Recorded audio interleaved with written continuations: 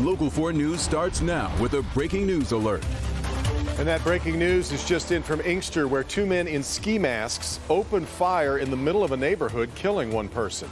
Topping our news at 11, those shots were fired with a lot of families outside, sending everyone running for cover. And now a search is underway for the masked shooters. Tim Pamplin is on the scene with a night cam. It was a pleasant evening here at Hickory and Spruce in Inkster until two ski-masked gunmen make their presence known, go running into the community garden area. It's an area like a playground, like a common area, a grassy area in between all these homes, opening fire.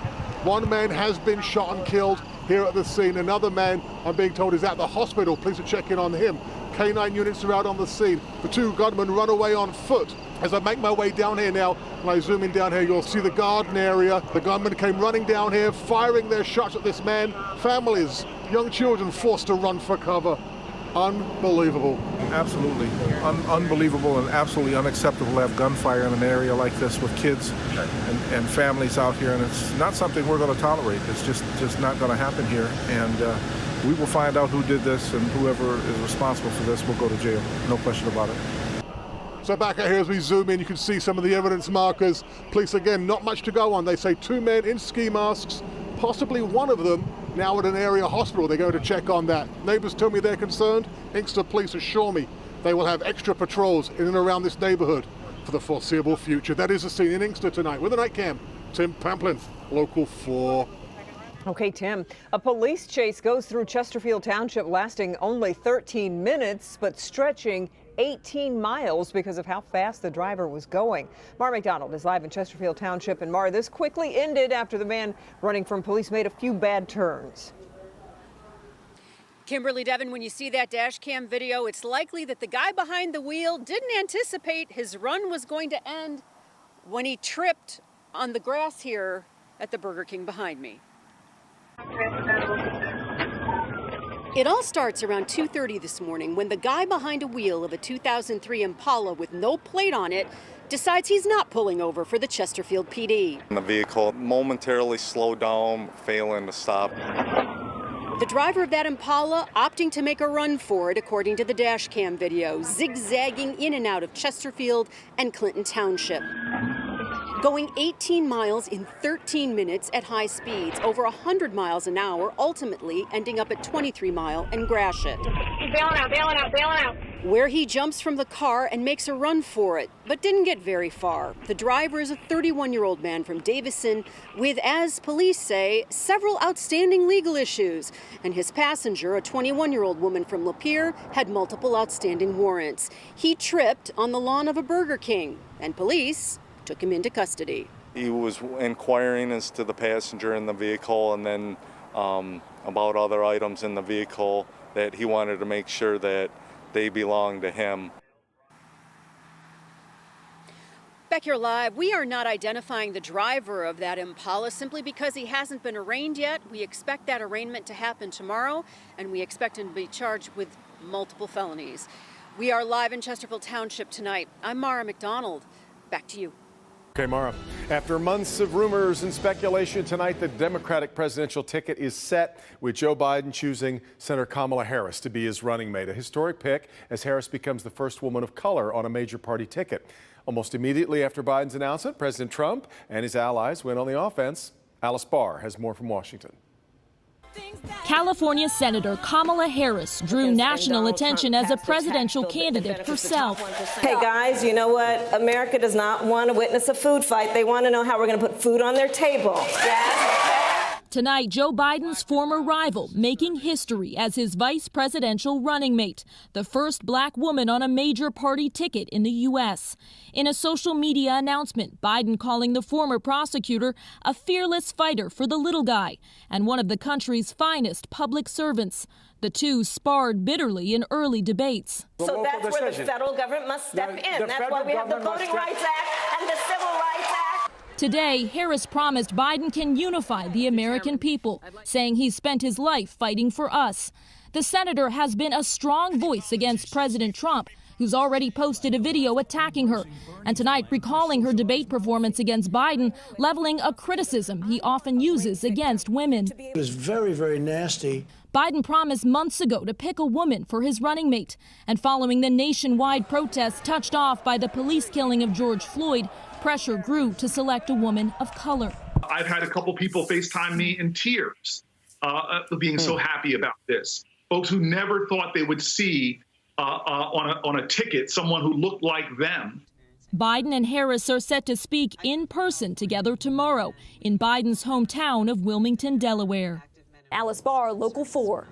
Now, also tonight, Congresswoman Brenda Lawrence weighing in on the pick. She says Biden made a powerful choice.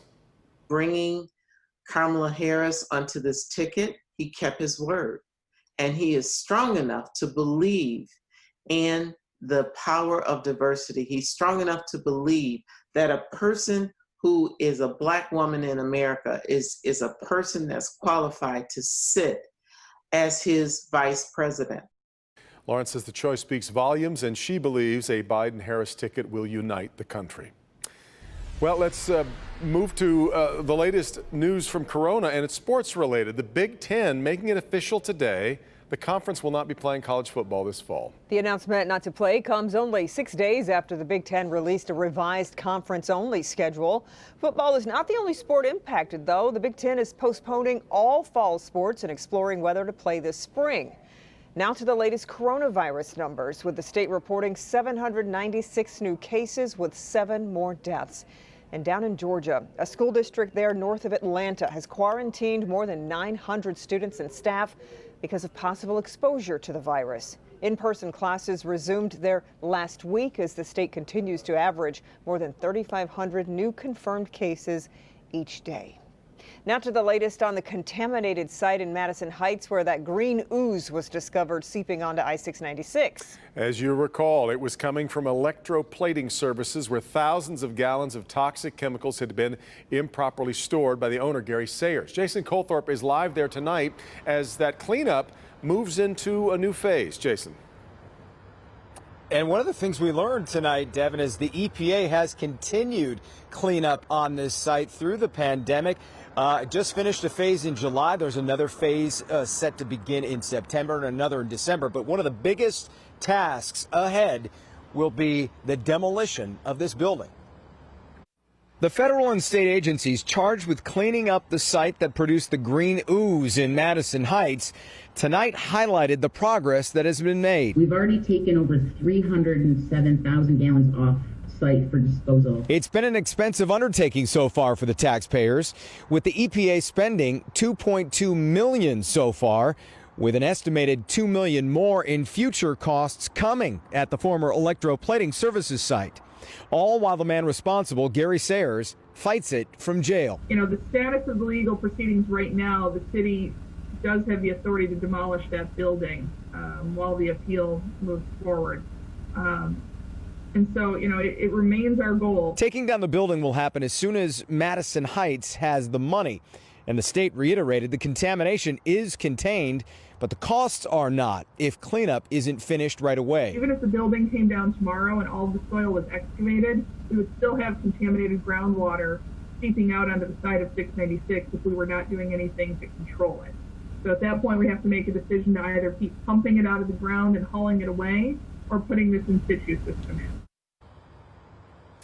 Now, you heard contaminated groundwater there. Don't let that scare you. They say that the contamination has been contained to the footprint of this building. They even talked about the nearest drinking water well is 2 miles away in Warren.